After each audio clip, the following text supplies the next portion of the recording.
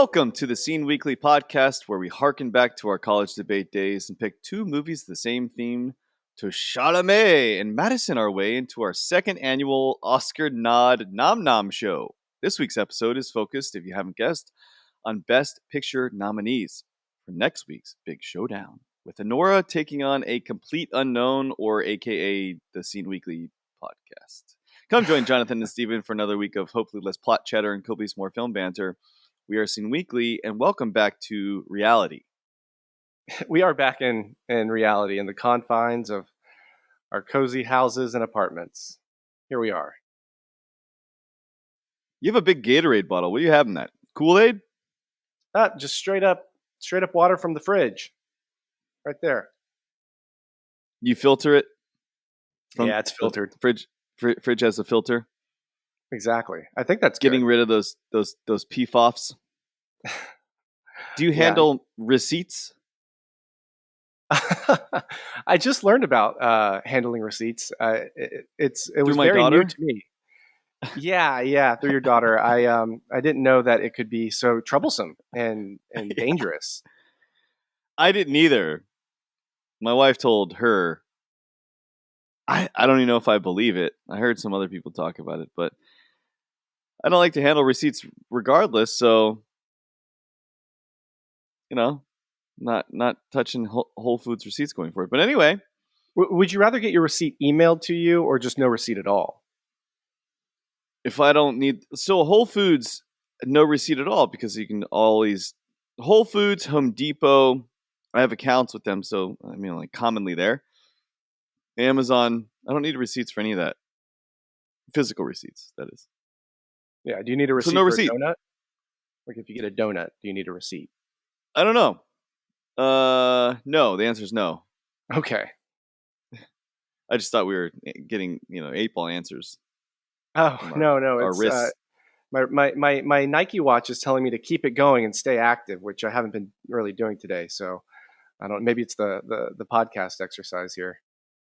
Is that the right wrist or the left one? Like, is that?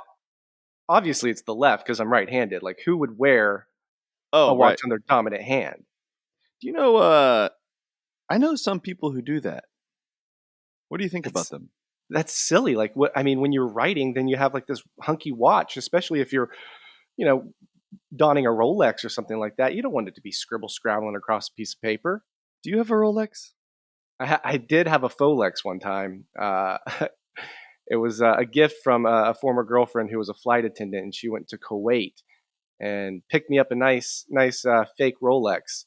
And it stopped working at one point, and I took it into the Rolex shop shout out Atlanta, and they didn't really know what to do with it. They basically told me that it was a fake. So, was she your ex at the time you brought it into the shop?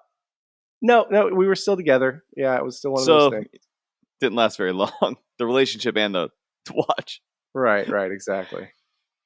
I once lived in a building in New York City, Central Park South, and somebody had tossed away a Louis Vuitton clothes bag. It's a traveling clothes bag, garment bag. And I was like, that looks real. And I had no idea. And then I sold it on eBay for $100. And the guy brought it into some Texas store. Or maybe he drove even further. He drove a really long way. Wherever he had to go. Florida. He's in Florida. And then he's like, yeah, this isn't real. I was like, oof. Sorry about that. But I was nice enough that he shipped it back to me. And I was like, what am I going to do with this? So I threw it away. And then I gave him back his $100 and shipping. That's very kind of you. Yeah. I mean, I didn't know. It looked real. Thought it was. Said it was real on eBay. But here we are. What can you do? Can't give people nice things like myself. You know what is real? The Oscars. Real being back home, not in Hawaii. This is it's cold here. Literally, like 3 days in, after being in like 20-degree temperatures, I bust my lip. Going from humid weather that's warm and just like I wake up one day without a humidifier that's natural, and I split my lip open. I'm like, this is welcome back to the Northeast. It's been perfect weather here in LA. 75 degrees. Went for a nice jog. with my shirt off, just feeling great about life. Wow. Yeah. Shirt off? You? I got in a little bit of a good fit when I was in Hawaii, where I felt comfortable with my tan level, and I wasn't so pastely white. And I need a little more vitamin D on this fair Yeah, skin. I think you got enough. But anyway, next week's episode, or I should say the Oscars. How did we get here? Why don't we discuss how we chose these two movies and why they've been Okay. a mix and a mash and a hard to find effort on what to damn choose. So why don't Yeah, you yeah. pitch your original idea of what we were going to do? There's been a lot of back and forth um, with these movies, and there's a lot to choose from. There's 10, which I'm going to get into here in a little bit. But basically, you basically said pick something for me because you had like I haven't seen any of these, Correct. and I was like, okay, I'm going to do Anora, and I'll give Jonathan The Substance. I was like, yeah, that's great. I think he's heard some good things about it. It's definitely like a. I know you like weird. I have receipts of you saying I like weird, Mm-hmm. and I like really weird. yeah, and The Substance does get there. Uh, it gets there in spades, and then you watched it, and what did you say? Well, I'm just going to talk like a normal human being, opposed to what you're doing right now. But so you wanted Lenora. I had no idea what these movies were. I hadn't seen any of them. Typically speaking, I don't go to the movies other than I guess what I did last year for this same episode to some extent, the animated feature, I should say, but Oscars. I knew of The Substance. Demi Moore was in it. I knew that the premise and it seemed interesting enough until I watched it. And I don't know, 20, 30 minutes in, I was like, this is awesome. Like, let's see where this actually goes. And then 75% in, I was like, I can't do this movie. Not to say that I disliked it, but shocking is maybe not the word to use, I guess, on how this got actually nominated for Best Picture. But surprised? Certainly. I think Demi Moore gets more the nod than anything else of the movie. And comparing, by the way, so I started with The Substance and then immediately went to Anora. And then in the midst of that, just thought, I don't think this is going to work out primarily because it's just all titties. For like the first half of both these movies is just all tits. And not to say that that's a bad thing, but I was like, I don't know. I was just starting to feel weird. Like we're just going to be talking about tits the whole time. I guess we are now. And I wanted to switch not because of that. I just thought The Substance maybe didn't represent me or what I desired of what a Best Picture movie would be. And then we went to Anora for myself. I said, I'm going to steal Anora because I watched, by the way, the first 30 minutes and I thought it was a bit of a nothing burger other than tits. And then I decided I was going to steal it from you for reasons we'll talk about in a second. I don't want to go into it just yet. And then I just kept going and I watched Dune 2 in the midst of that. So it was my third in the middle of sections. And I was like, yeah, that's not really up for me either, even though I have a lot of talking points to discuss. And then I got to A Complete Unknown and I was like, this is my movie. I'm going to steal this back from you. That even though you never even had it to begin with, but you did, you're I like, did, okay, I'm going yeah. to get A Complete Unknown if you're doing Anora. And then I watched A Complete Unknown and I was like, no, I'm actually going to take this for reasons we'll discuss in a second. So we finally got there. This is the problem with not like going to the movie theaters when you do a podcast on movies and you have to forcefully do one on the Oscars that are next week. So that's how we ended up here. Sorry, Demi. You look beautiful though. Yeah, she was beautiful in that film. She did a great Outstanding job. performance. Outstanding. Yeah, kind of to your point when I told somebody that I was doing a podcast and we settled on The Substance and Anora, it was like, oh yeah, great. Like, these strikingly like women's films, and it's just two guys going to be talking about it. I think we pivoted the right way. Unless we had like a guest on here to give some of their feminine input, but we don't have that this week, which is fine. Yeah. But yeah, I saw most of the Best Picture nominees, not all of them, and I am happy with having Anora as my pick. Um, and yeah, and a complete unknown. Like that, these are two completely opposite movies that I'm excited to get into. Um, but yeah, first off, I want to just talk about like the Oscars in general. Do you typically watch the Oscars? No, I watch some of the speeches that just show up randomly or get sent to me. I see. Never watch them. I go in there and I make my predictions on a ballot sheet and total it up and see if I can get it right. I got a job. I got a kid. I got to run 70 miles a week, and I have a competition. That would never be part of what I would want to do in life. I barely can do fantasy football, meaning the actual proper football, not like American football. And even then, like halfway through the season, I'm like, I don't want to do this anymore. It takes up too much time to wait. Like even 10 minutes a week, it's too much time. So going in and giving what I think, I hate irrelevant things.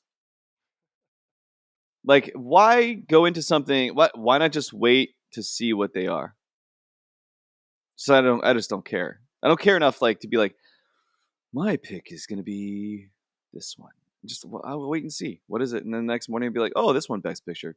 Okay, that's what they chose. Go on with my life. You do I it don't with give a a. group of you can do it with a group of people, and you see who can get the most points. Basically, it's a I think for competition. single individuals, that's outstanding to get inside of a group, and then when you have a family, chickens, many gardens, and seeds that have to be planted here in a second. You're working out obsessively. There is just things that just get kicked to the curb. That is the first. I don't have two. I don't, like. First of all, I don't have that many friends in the neighborhood of Nassau County to even do that with that I liked enough. So you're a popular fellow. You like to go out and get inside of these little improv groups and running groups, and uh, you like to be outgoing and out there. I just don't. I don't have time for it. Yeah, I get Yeah, I that. read a lot. Reading is good. I would not kick that to the curb. I'd say keep You need on it, it. but you need to be in groups right now. I just need to be Ye- out of groups right now.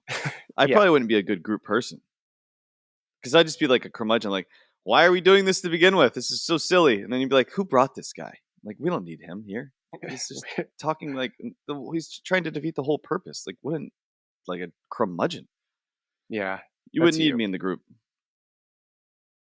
Anyway, there's always two jokers in a deck. Are you one of the jokers? Is that what you're saying? I don't know. I just heard this quote recently that seemed to make sense, but I'm 21 years out of being an English major, so breaking things down, maybe I can't do it anymore. Maybe I just think everything is deeply meaningful. Who should go first? I think. Why don't we talk about some titties? Okay, so Anora, I'm assuming. Oh, I was thinking Bob, Mr. Oh, Robert Zimmerman. no, let's go Anora. I'm down with that.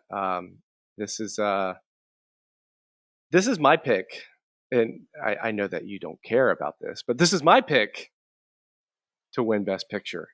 There's quite a few. I guess the Hey, top let me tier be ones. clear.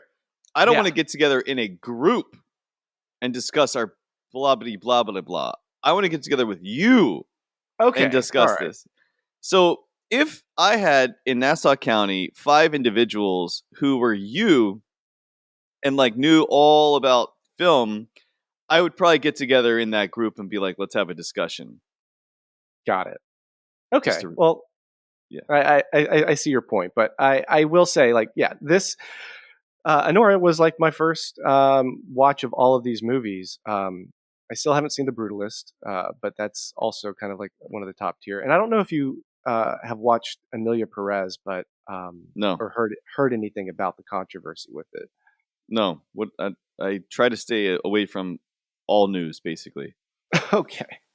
Well, Amelia Perez. Anything unrelated to soccer, MMA, Brazilian jiu-jitsu, some movies, I'm fairly out of touch. Like Mikey sent me something last night and I was like, I have no idea what you're talking about. Like it happens all the time now where I'm like, I don't know anything of remote. I block the unmuted words I have and blocked words and blocked people is like in the hundreds.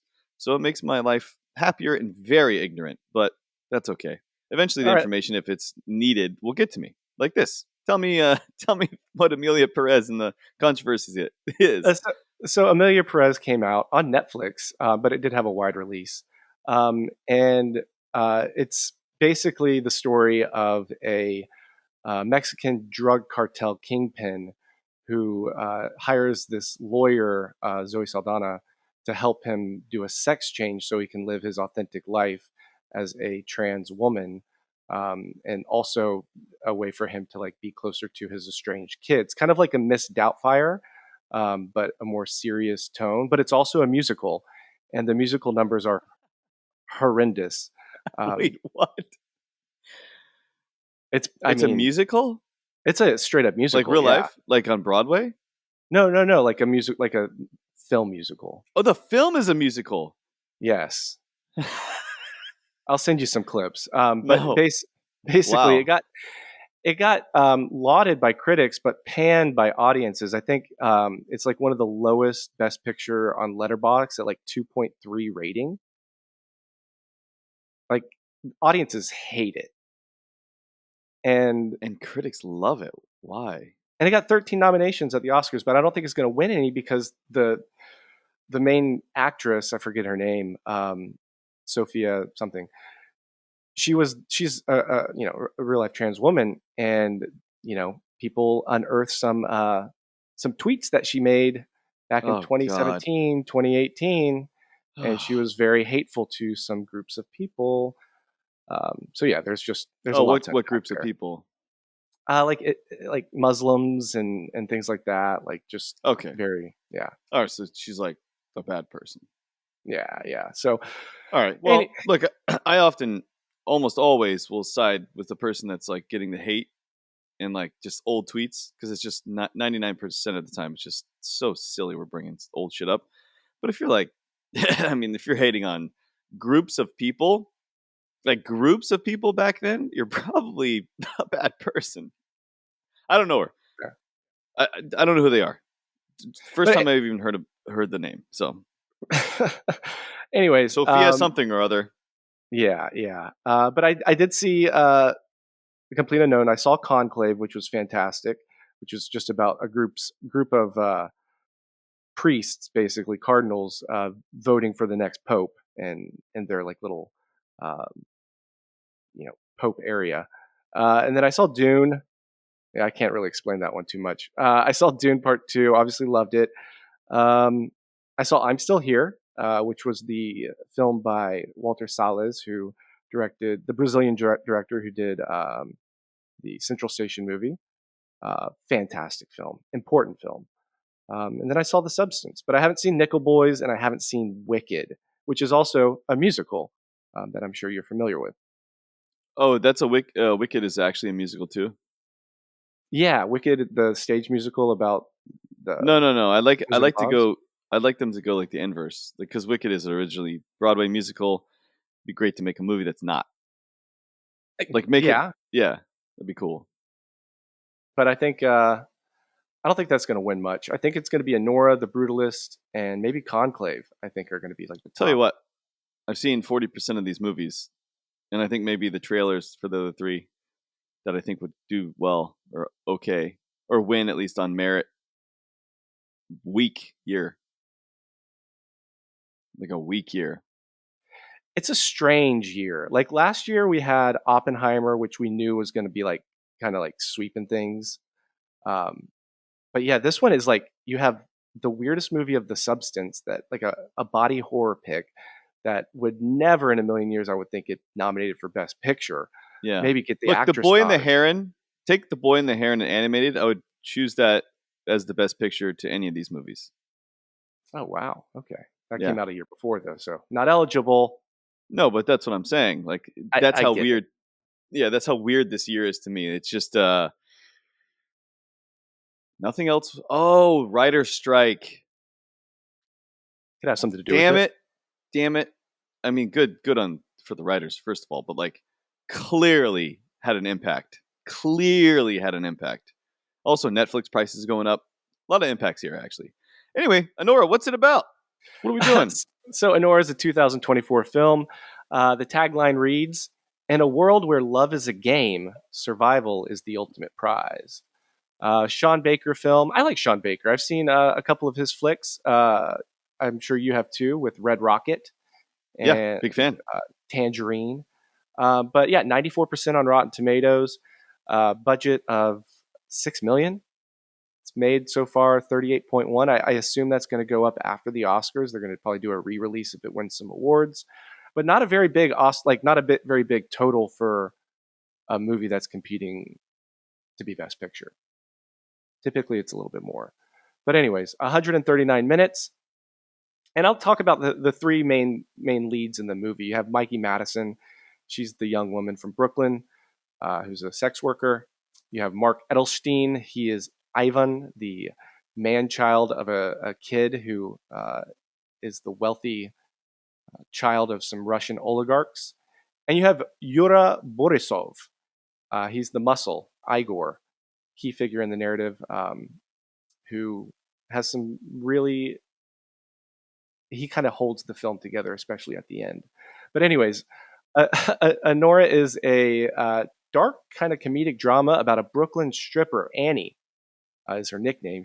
Her real name is Anora, who unexpectedly finds herself in the middle of a high-stakes power struggle when she impulsively marries Vanya, the son of a Russian oligarch.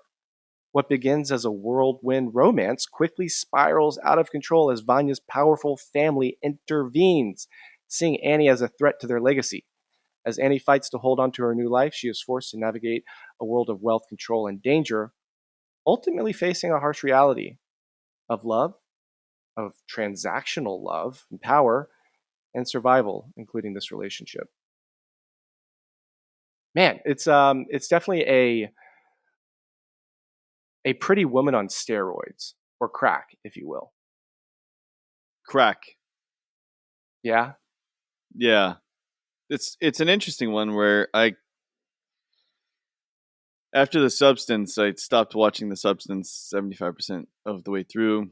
Ultimately did finish it and went to Anora and thought this was significantly better. And overall, I really like Demi and The Substance though, but didn't really think much of it the first 30 minutes. I just thought, I can't believe this is also up for Best Picture. Still actually kind of think that it's like, why is it up for Best Picture? A lot of these movies, to be fair. It's the And first American film to win the Palme d'Or since Tree of Life. Cannes. I think ratings and specifically Rotten Tomatoes and specifically awards to me now mean much less than they used to. I don't really necessarily trust pretty much anything other than glasses anymore. And if you talk about glasses, you got me there. I just thought just not much happened for the first 30 minutes. And then it became interesting. And then it became interesting like every 5-minute sections where it just kind of escalated. And I didn't really know how to interpret it after that 30-minute section of like, is this going to go down a weird dark path? I didn't watch the trailer for it, so I had no idea what to expect. And I was like, is he going to murder her? No, because like the whole movie is based around her. Like something horrendous is going to happen. Maybe the parents are coming, right? Because, they're getting married. Clearly, the bodyguards who are seemingly haphazardly doing a bad job of protecting them. I don't even know what's going on there. It's like this weird black comedy of like in Fargo, for example, anything could happen, but then people start getting killed, and then like thrown Right. into like a wood chipper. So I was thinking that was the feeling, like a Cold Pursuit with like a Liam Neeson. It was like that was the feeling, like next chapter, death. So I was expecting kind of that feeling because it was setting up to be that. Like for example, him just running away, Vanya running away, like seemingly naked from the bodyguard, and just leaving her there for dead. I was like, okay, this is going to set up for something really good. It never, I would say, actually got there until maybe the very end in the final scene that it was just like kind of weird. And you can kind of guess, but a little bit predictable, I would say at times.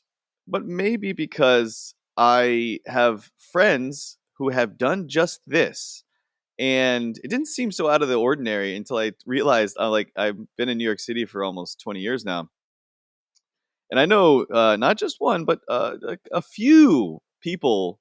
Don't need to name them, but I would say good friends that I've seen recently that you know have gone to strip clubs and ultimately, for whatever it's worth, decided that that person dancing is the one for them and got eventually married and still worked out, by the way, for all of them, like, in years upon years upon years upon years, which is honestly a lovely thing to see.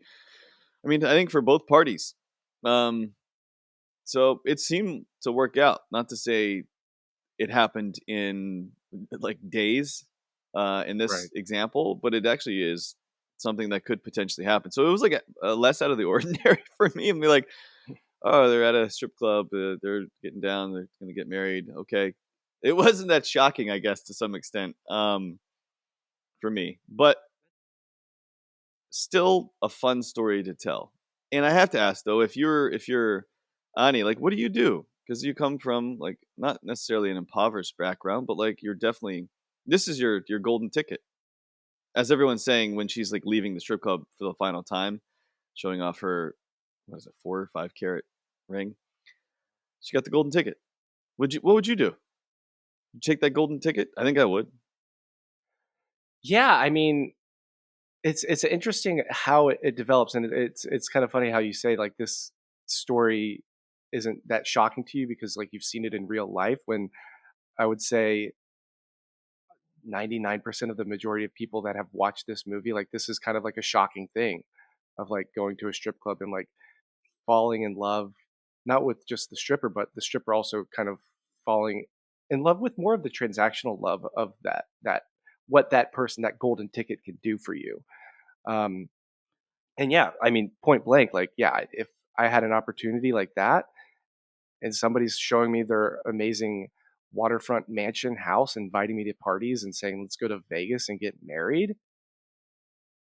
I mean, yeah, Yeah, if one person's young and dumb and the other one is young and dumb too, why not be young and dumb together for life? right. Yeah.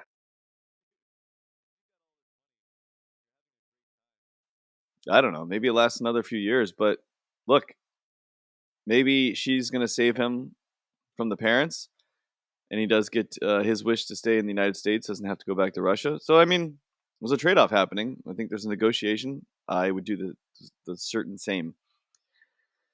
But things escalate from here. What was your first thought when the parents were coming through? Well, it was always this kind of like looming threat that the parents might come. But like what I thought was really interesting is like the people that the parents have on the ground in New York, like the I guess he's like a priest, right? He's in the middle of doing a baptism and he's getting a call from the parents saying, "Hey, we need you to go figure this out right now." And he's basically like, I'm at the whims of this Russian oligarch family. Like I have to put the baby down and Yeah, go, you know? And so you have like this, like, all right, these are powerful people. Like these people have connections, not just in Russia, but like right there in New York, and they have goons. And it's interesting, like to see, like Anora is much closer to in class and society to these these bodyguards and things like that. Like they have a lot more in common than the, the wealthy Russian family, and you can kind of see it play out. yeah, and that's like actually the most fun.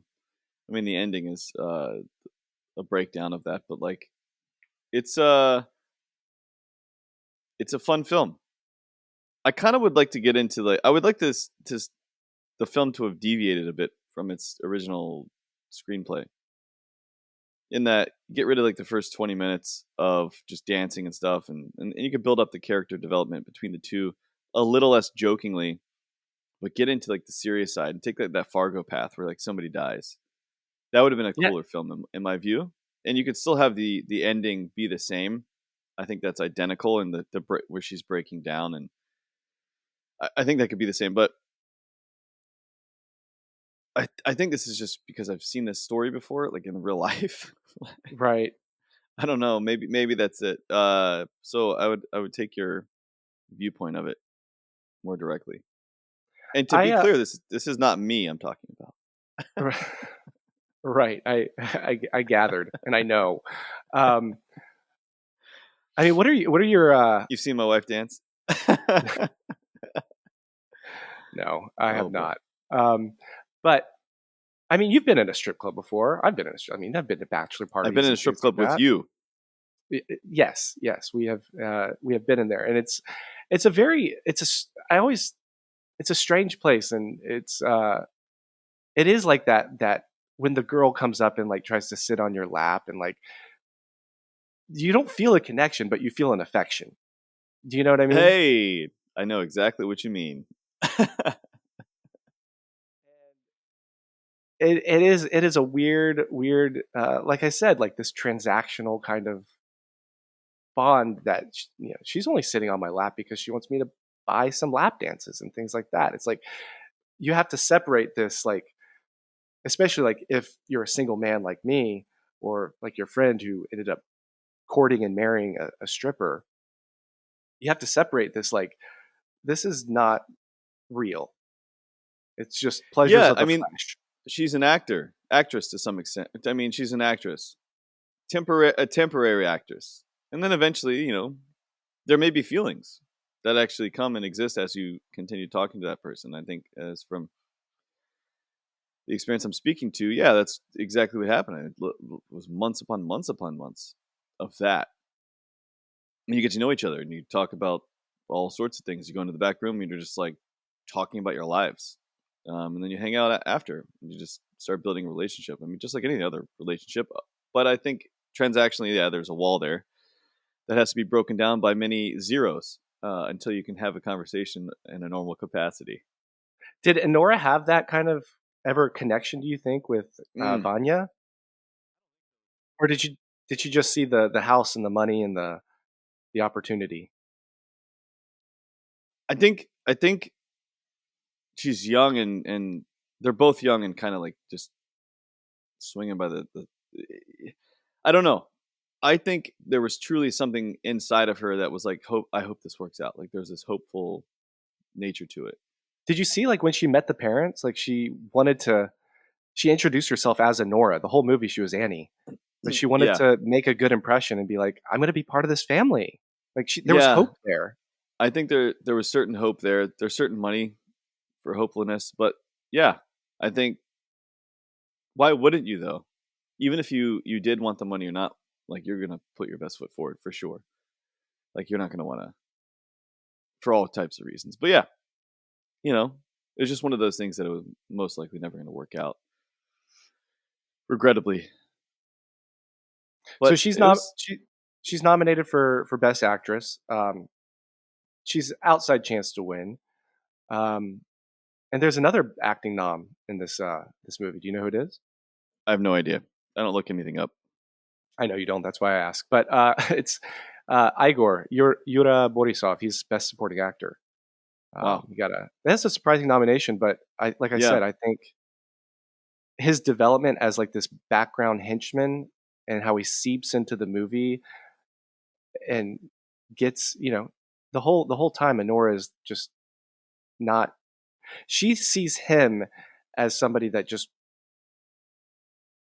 basically, what did she say? Like, what are you trying to do? You want to rape and murder me?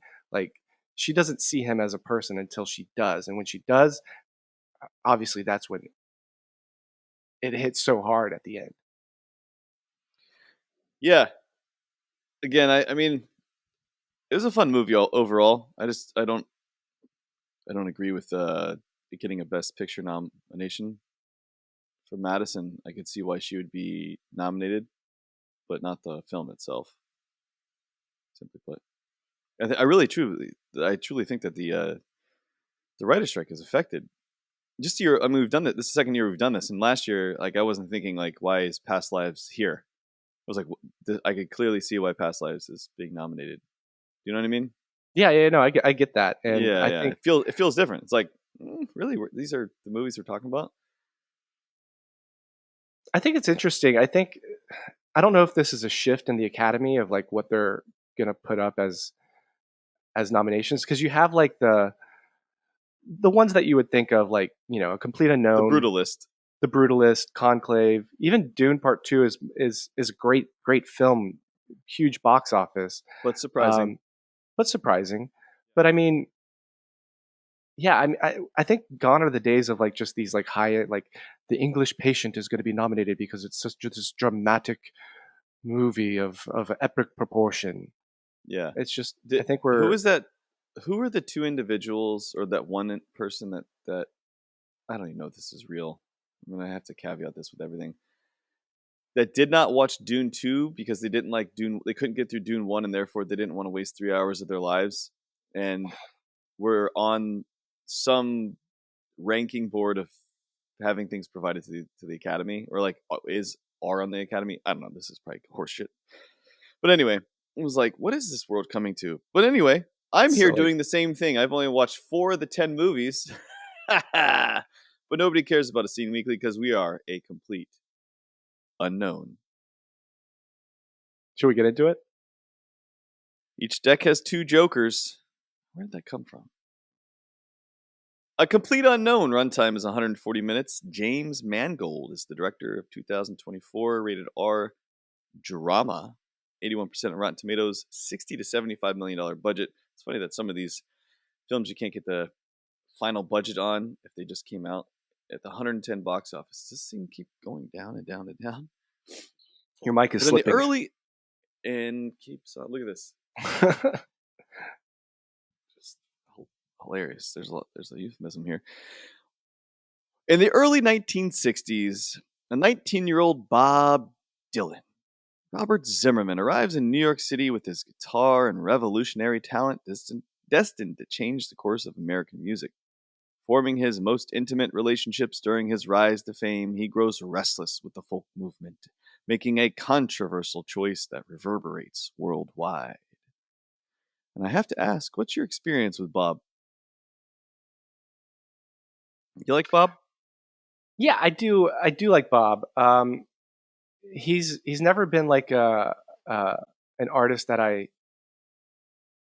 would put on like a rotation like often, but when I do, I go in like these spurts of like I want to listen to a lot of Bob Dylan, and I want to like unpack some of the lyrics, and I want to know a little bit more about a story. Like there was a time I think in college when I watched the Martin Scorsese uh, documentary, or one of the documentaries he did, and like really fell in love. But like there was always this kind of like gnawing of like, how did he become so big? Like with that with that look and that voice and that just, how did he become so huge? I know why. So I have an answer to that. I also had the same question for my whole life. And I think the Beatles have more like of that that pop sound. And I think they kind of rode a particular wave that Bob did. And Bob was like that counterculture folk style, then non folk style. I'm going to be who I want. I'm not going to play what you want, which also reverberated with the times, the late 60s of war and not war and people standing up for themselves. So he was the voice of that generation and continues to be after 55 fucking albums, which is outrageous. And And he continue to tour. continues to be to some extent. So he was able to actually, I think, there's a lot of times where writers, creative people in general, they'll be like demanded, like how do you do this? And almost every single time, it's I don't know. I just sit down and I'm a lightning rod basically, and this is not something that even I think about. It's just something that comes to me, and I think that's what Bob Dylan was. Yeah, his voice, in comparison, is representative of the times. There was like a gravelly times. There was no Wi-Fi, so possibly he is extremely representative of that movement. And I think of the Beat generation generally speaking.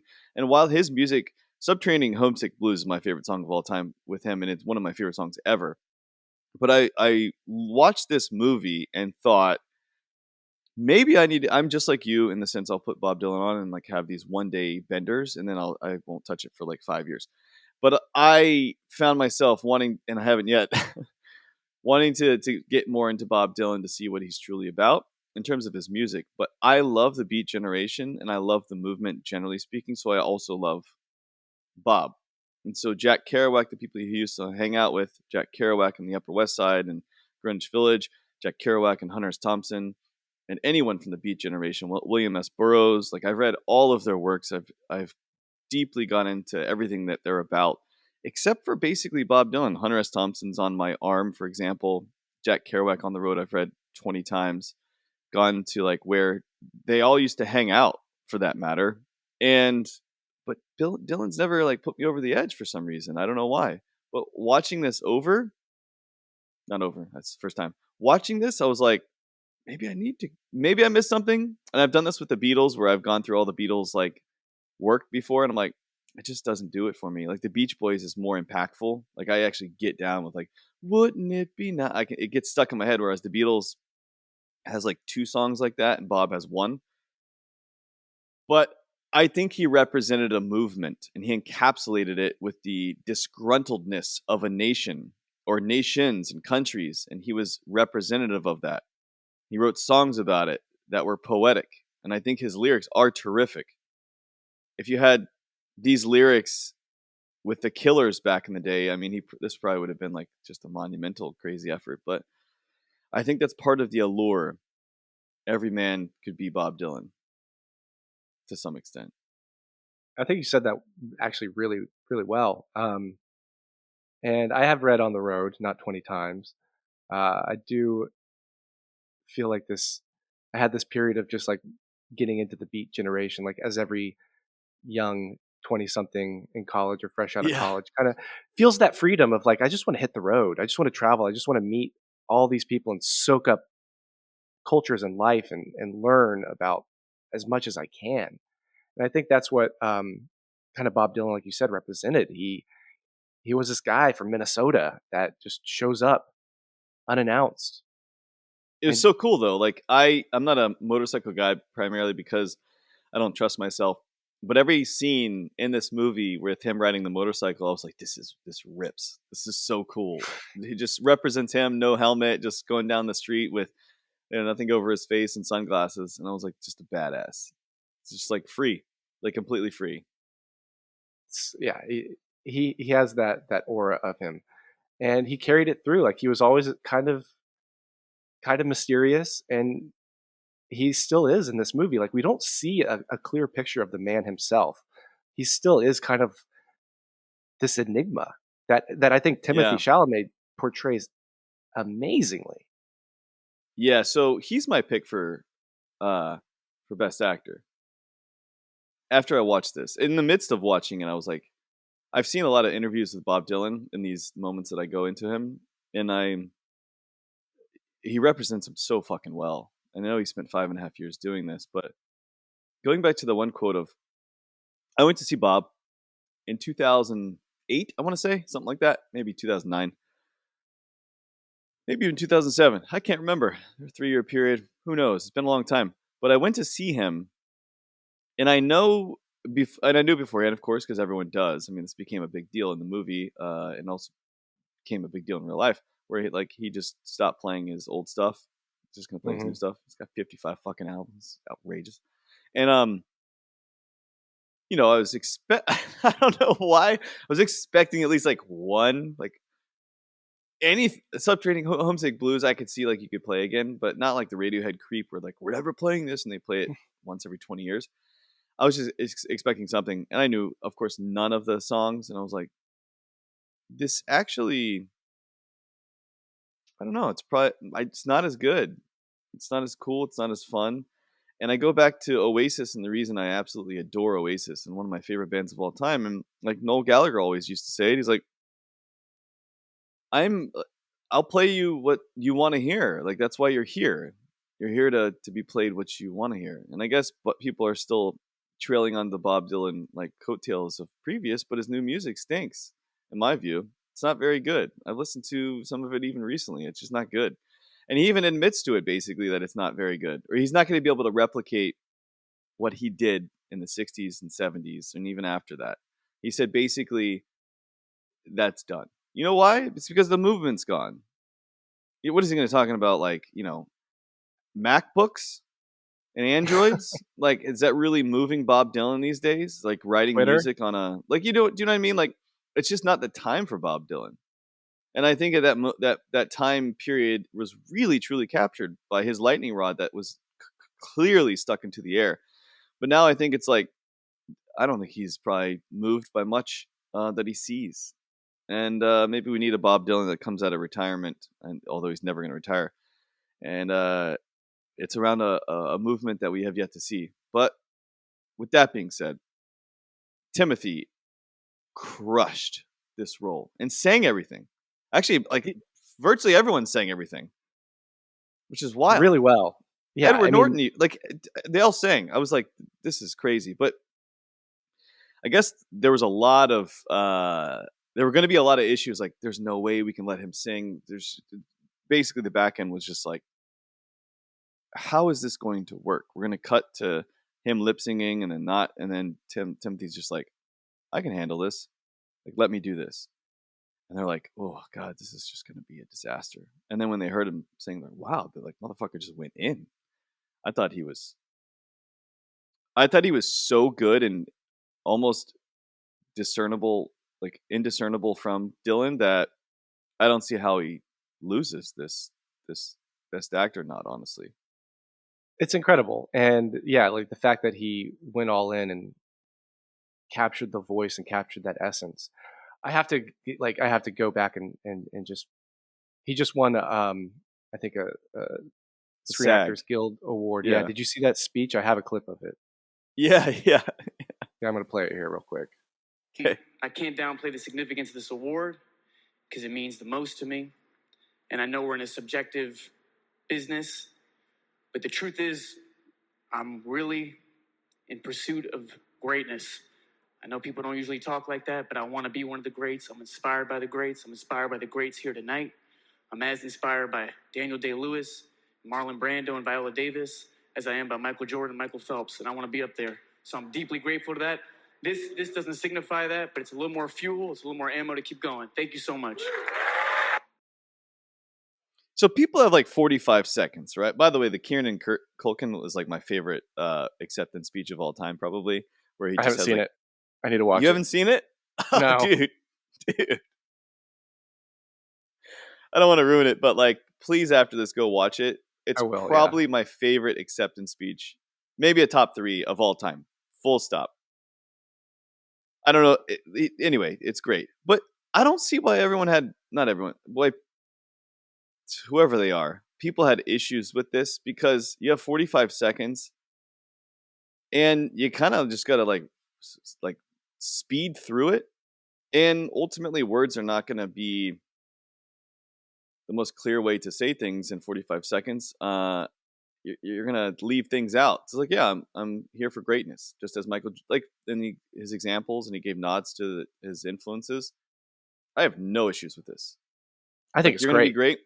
If you listen to him on Theo Vaughn's podcast, you'll actually get a lot more details of like what went into it, his inspiration, like how much time he spent, and like what really moves him. And there's like, if you combine it with that, you're going to really like this guy. Like, so I don't see how people just take 45 seconds and just want to hate on people. Don't hate on him. Let him. Everyone, ultimately, if you're in that position, you want to be great.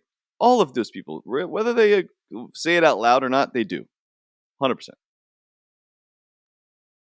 Yeah, and I think he was. And I think it's not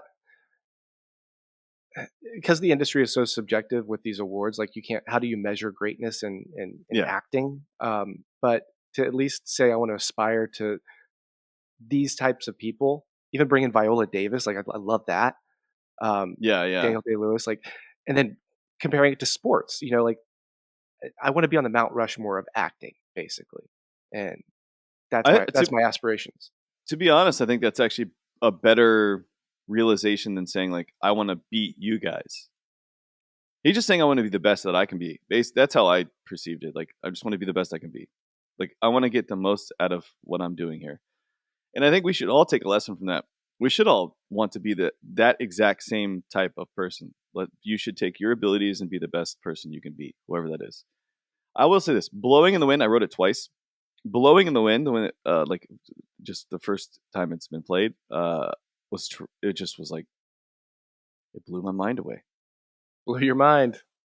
Just outstanding, and so many of the like what's that Paul McCart what's that documentary on the Beatles where Paul McCartney is like drafting a song in like real time and they actually caught it on film. I can't remember what the actual song is, but there's like a 3-5 minute section where the Beatles write this like ripping hit, and Yeah. it's captured there. There's some of the coolest moments that I really enjoy in the studio, and like Rick Rubin has done this with It was Get Timberland, for Back. example. Oh, get back, yeah. Timberland and brush off your shoulders, and Jay Z had this where like Timberland shows him the beat, and then Jay Z's like, "What the fuck is this, man?" And then he just goes and like does the lyrics immediately, and Timberland's like, "What is happening?" It was one of those moments where I think I like seeing the origination, even if it's adulterated or it doesn't go back to history. But like the origination of song or ideas or creativity of that lightning rod, it's a very fun moment of clearly something significant is happening here. Also, another side of things, Jay Z did this again with Rick Rubin in 99 Problems, but a Bitch Ain't One. Rick Rubin played him. I don't know why I even know this. I guess it's Rick Rubin, but he played the beat, which was like very uncharacteristic for a rap song. And to Jay Z, Jay evidently goes to write it. I don't even think he was writing; he was just thinking for like 3 minutes. And he comes back, he's like, "I got it." Rick's like, Wow. "What do you got? Like, what do you mean?" And they just spit it off, like just rapid fire. And Rick's like, "I've never seen anything like this. Like, I've never seen a mind like this." But I guess that's common with Jay Z. He's done it twice that I know of. But anyway, I like the origination of creative thought, whatever that might be. So seeing it even in a film was very fun. Um, but yeah, I have to share another story. I know I Go got very for it. excited Yeah, I have some about questions this for you movie. as well. Sure. So I used to live in the Upper West Side, 109th in Amsterdam, which is like very close to where Columbia is. I had an ex-girlfriend there, and where they used to hang out, the Beat Generation. William S. Burroughs and Jack Kerouac and Bob would stop by from time to time at a place called the West End. And the West End eventually, I think it changed hands from, it's a restaurant on Broadway from time to time, but it eventually became Havana at the West End, I think, or Havana Central at the West End. And when I got to the Upper West Side in 2007, that's what it was. It was like a burger shop. It also had like jazz music, but felt like, it still felt like them, like that movement. All the stuff was on the walls, like pictures of Jack and pictures of Bob, and people would come do like covers and stuff. It was just such a cool feeling, even though it was 50 years, 40 years past the time. It was still a lot of fun, so it kind of had that semblance. And then a want it shut down regrettably, but their burgers and their food was outstanding. I was Yeah. legitimately there's a lot of restaurants that fold in New York City. I was actually that was the most upset I've been at a restaurant folding, because I used to go there a lot, and it's regrettable. But anyway, what are your questions? I've been talking too much. But first off, why why do you think there was such a pushback of Dylan going electric? I just because there were I think he was just the voice of folk, and people pigeonholed individuals, and I think it happens with like Butch Walker, for example. Like even with the Marvelous Three, he's like, you can't make an acoustic album, and he like makes an acoustic album. I mean, people do it all the time. They still continue to do it like to this day. If the Killers don't sound like the Killers, it's just like saves the day. Like changed up their music from Can't Slow Yeah. Down to whatever In Reverie is. So it happens all the time. People really sometimes like it, sometimes don't. But I think in the counterculture movement and what people thought of, uh, they thought it was probably changing. They were also changed. They're like, oh no, this isn't me, and so they maybe had an issue with it. But who cares? What like let's say whatever you had in the past with Mr. Dylan, you still have. There's no issues there. You know, maybe he's not making music exactly like you would want. Look, Noel Gallagher, for example, I freaking love you to death. First solo album, absolutely outstanding. Second, excellent as well. And then everything after that is dog shit. Sorry to say. Oasis, all but Be Here Now, basically. I can just rock from left or like from here to eternity. You Do know, you there's think some that? facts in Do you life think? here. Do you think that Oasis has another one in the chamber that they can just shoot out? Oh, God, I hope so, because there's a lot of angst. But I think Yeah. they as well captured the 90s movement excellently in the early 2000s, where you had that, like, everyone is grunge, you know, and they're like, we're not grunge.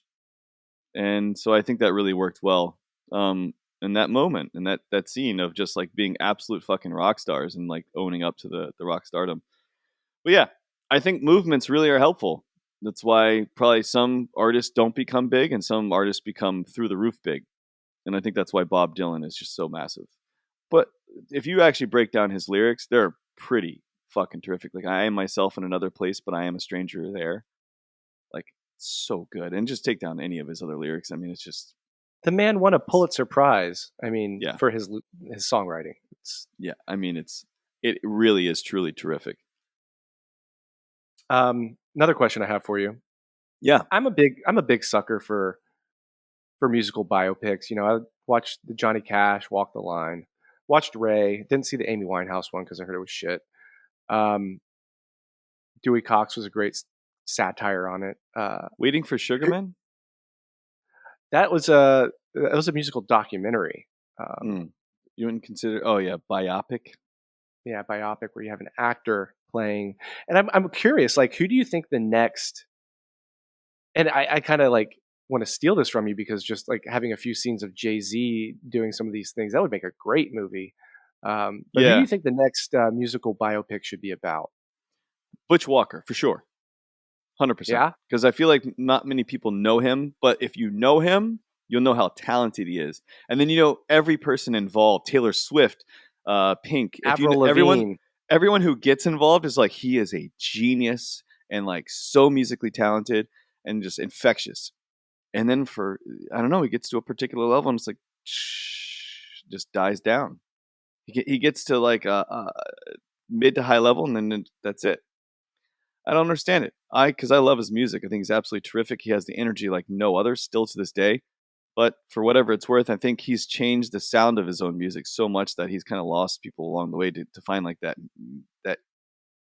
kebab to skew everyone at once, if that makes sense. Where, you know, some people just trail off. But I think that's good. I mean, he's doing whatever he wants to do. That's how he's always been. Have But you ever yeah, seen the there's an album cover that he's on, a picture of him like wearing this certain kind of outfit, right? And then like a few months later, like Avril Lavigne explodes on the scene, and she's wearing the exact same thing that Butch Walker wore. She basically stole it from him, his style. I just think that's hilarious. if I had to guess, that would be his first album that he went solo. He's got like the sleeve with the stripe, black and white, or something The like black and that. white, yeah, exactly. That's his first album where he's got the black like 3-inch belt Yeah, with his like wristbands. Yeah, that would probably be his first, which is such a ripping album. Just love it. I have a CD of it. Is that old to say? I've got a CD. I went and bought records the other day, but I guess that's like the hip thing to do, right? Go buy records. It's been hip for a while. Yeah, Yeah, I bought yeah. DVDs the other day. I bought quite a few DVDs for $1. I think I think that's just the dumb thing to do.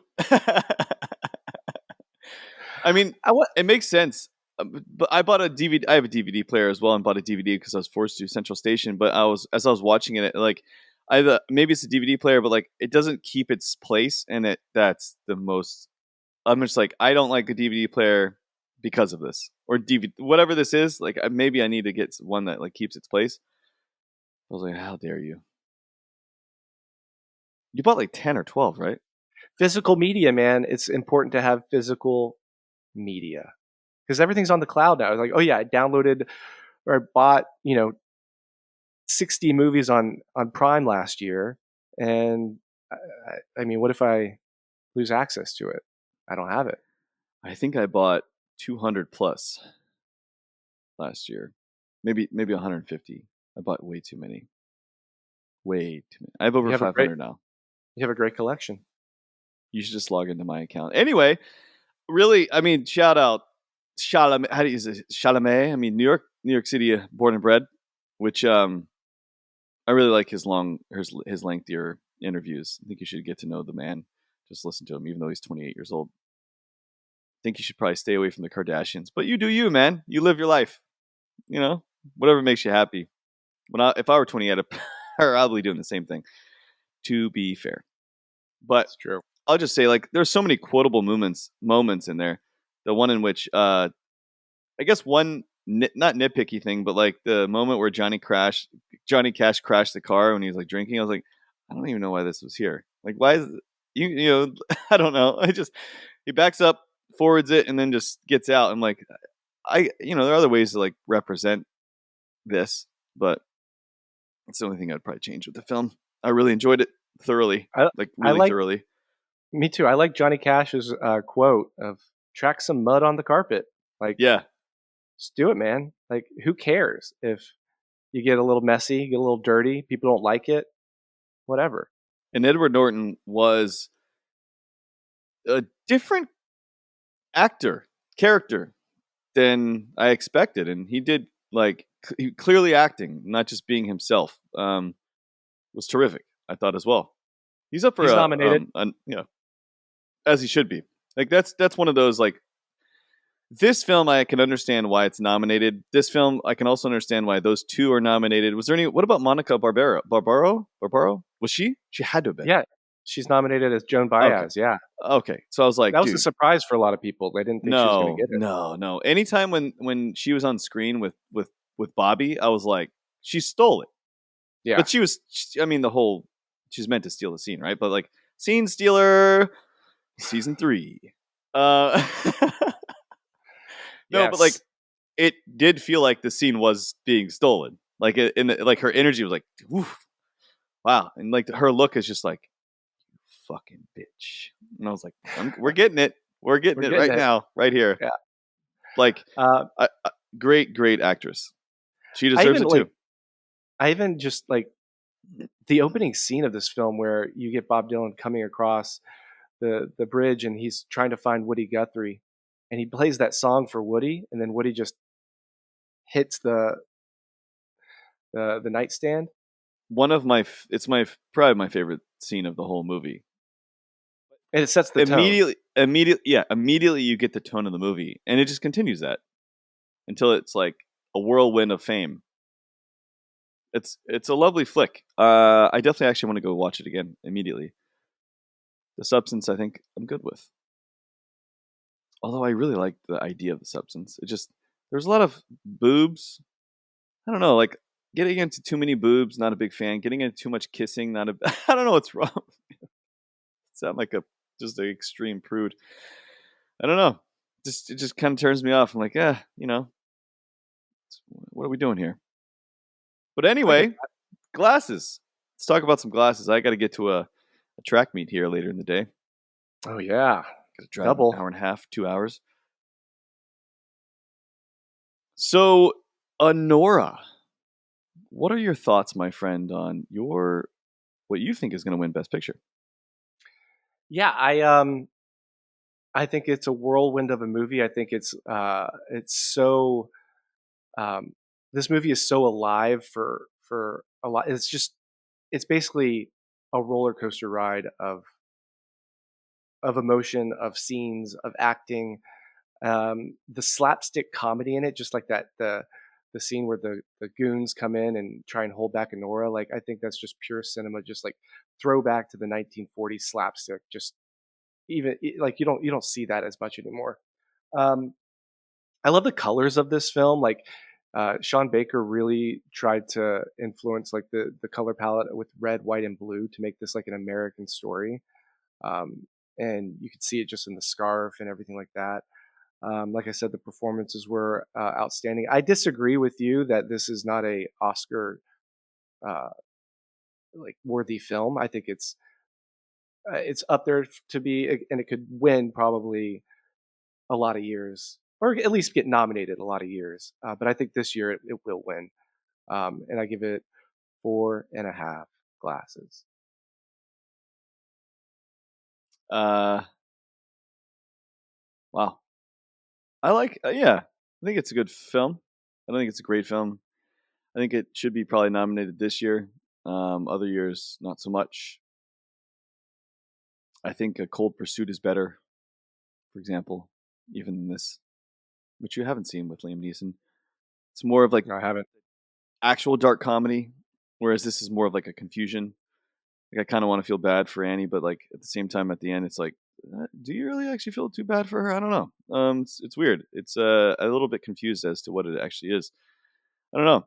I mean, I guess we can break the bank here to some extent. I had it at 3.5, so I guess we're gonna name it a 4, and Okay. that's a wrap. But I could even go as low as 3 for this film. No, that's way too low. Well, yeah, it's a 4. Okay. So I think in years to come, Chalamet, his role in this is going to get even better. And I think because he's so young. I mean, Adrian Brody, I think, has the youngest Oscar nab for the history of the Best Actor award. And so if he wins, he's gonna beat that out. And I think we're probably prematurely talking about it. And he says some things outside of the movies themselves that people, for whatever it's worth, have an issue with 45 seconds of somebody's words.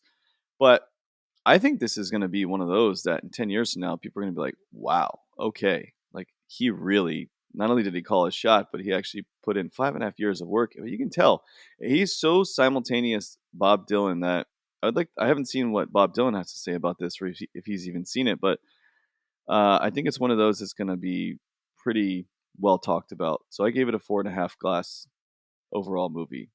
It's not a 5 glass movie to me, but I gave it 4.5. Cool.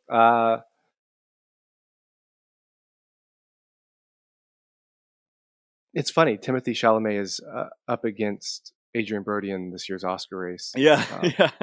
So there's that. And I think right now, I think it's like a dead heat between the two.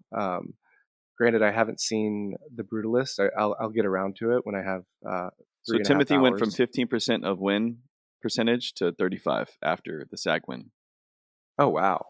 And With his the media people like campaign. yourselves that get together as a group to decide who's going to be winning these things or not.